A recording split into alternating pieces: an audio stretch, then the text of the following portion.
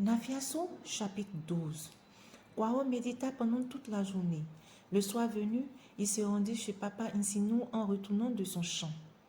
Bonsoir, Baba, lança-t-il. Bonsoir, Kwao, assieds-toi là. Veux-tu? Merci. Les nouvelles? Oh, rien. Seulement, j'ai fait un rêve bizarre cette nuit. Je t'écoute, mon fils. Kwao fixa le ciel un moment, inspira et se mit à parler. Oui, un rêve bizarre, Baba. Je me souviens que j'ai croisé Nadia au détour du petit chemin qui mène chez toi. Alors, ma joie a explosé. Je voulais la retenir à jamais. Ma passion pour elle longtemps accumulée s'est réveillée. Je sentais qu'elle voulait encore une fois me quitter, me fuir, m'abandonner comme elle l'avait fait il y a plusieurs années. Elle se débattait, voulant s'en aller, mais moi je ne voulais pas. Je l'ai possédée, Baba. J'étais heureux, c'était sublime. Ma Nadia, belle et irréelle avec les reflets de la lune sur sa peau. Je ne sais pas si tu pourras comprendre cela. Ensuite, je me suis rendu compte à mon réveil que ce n'était qu'un rêve. Et pourtant, il y avait les traces de lutte caractérisées par les feuilles meurtries autour de moi. Cela m'a intriguée. Kwao était soucieux, son front abhorrait plusieurs plis irréguliers. Insinou, après avoir écouté le récit de l'homme, eut pitié de lui. Ainsi donc pour Kwao, ce n'était qu'un rêve. Il pensa à la souffrance et au sacrifice que Nafiasu avant de se décider à répondre à Kwao. Dire la vérité à ce dernier ne ferait qu'ajouter un autre malheureux sur la liste. Il savait que Kwao ne s'en remettrait jamais, qu'il avait été victime de ses illusions et de sa passion pour Nadia.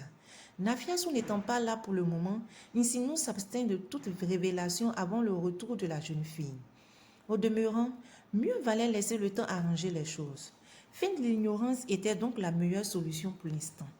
Ce n'est qu'un rêve, Kwao, dit le vieux Insinou. Ce n'était qu'une hallucination.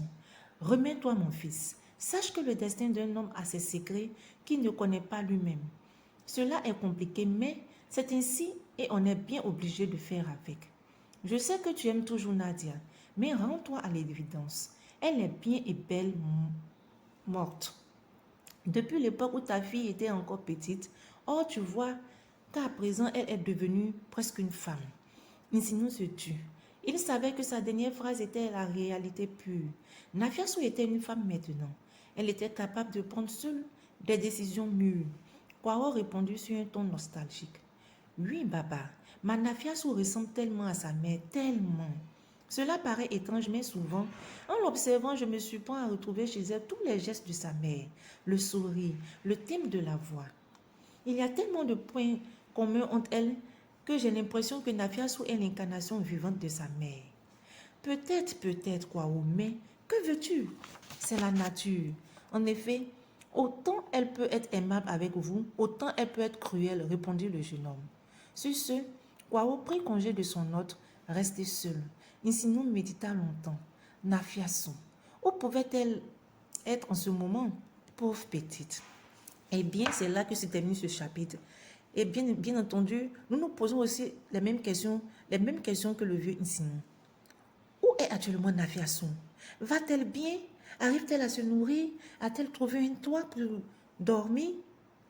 Sur ce, je ne pourrais terminer la vidéo